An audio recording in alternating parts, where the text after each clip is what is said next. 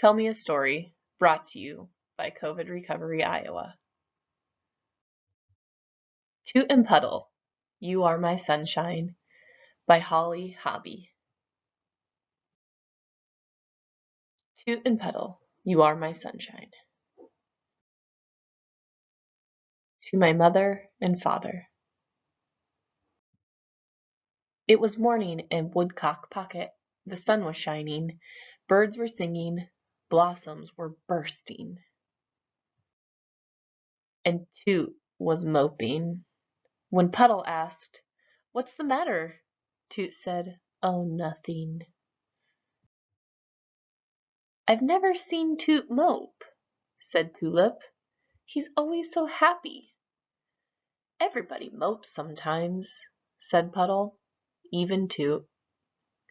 "And it's such a beautiful day," Tulip said. "The sky is so blue."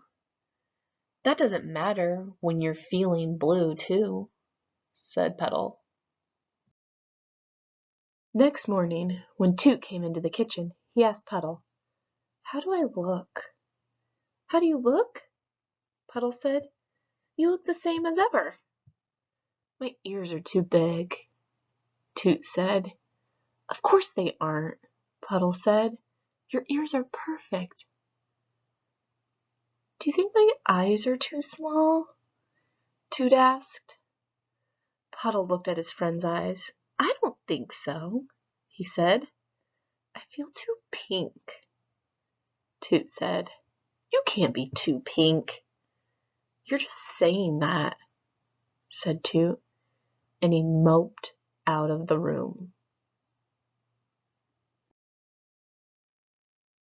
Mope, mope, mope.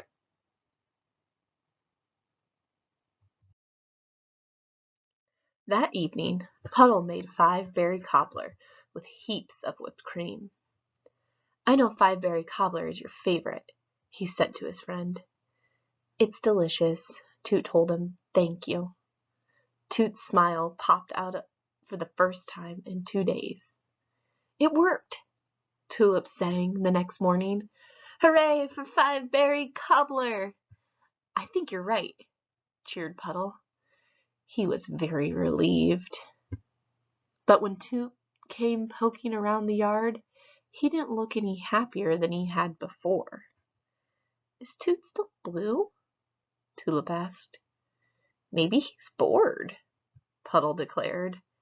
"What Toot needs is adventure."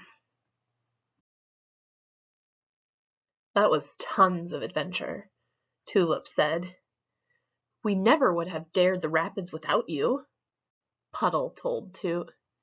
"Anyone can float down a river," Toot replied. He was still moping. Puddle had another idea. "Maybe Toot is feeling lonely. We haven't had company at Woodcock Pocket all summer." Tulip's eyes brightened. "There's nothing better than company," she said. "Let's invite everyone." Everyone came.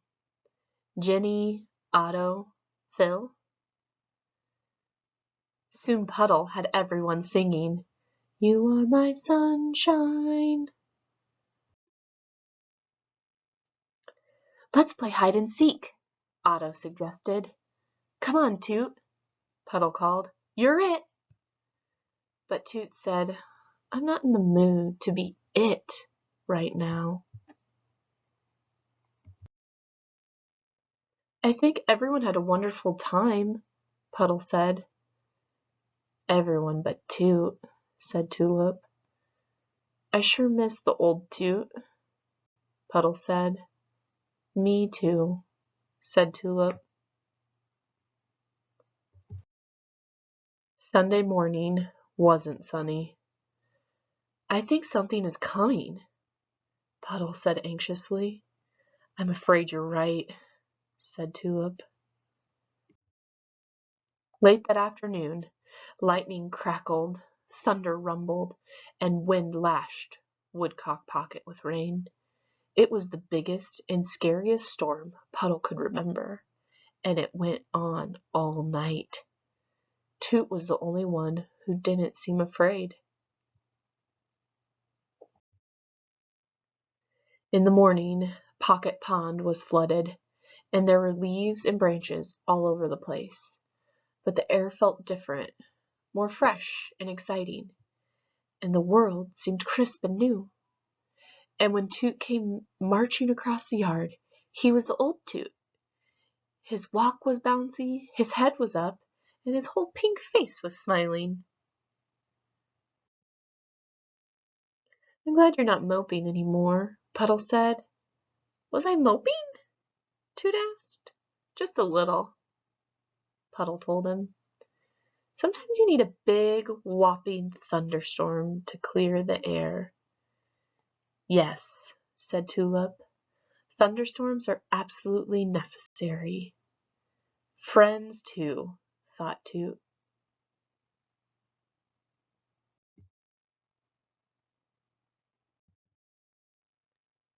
The end.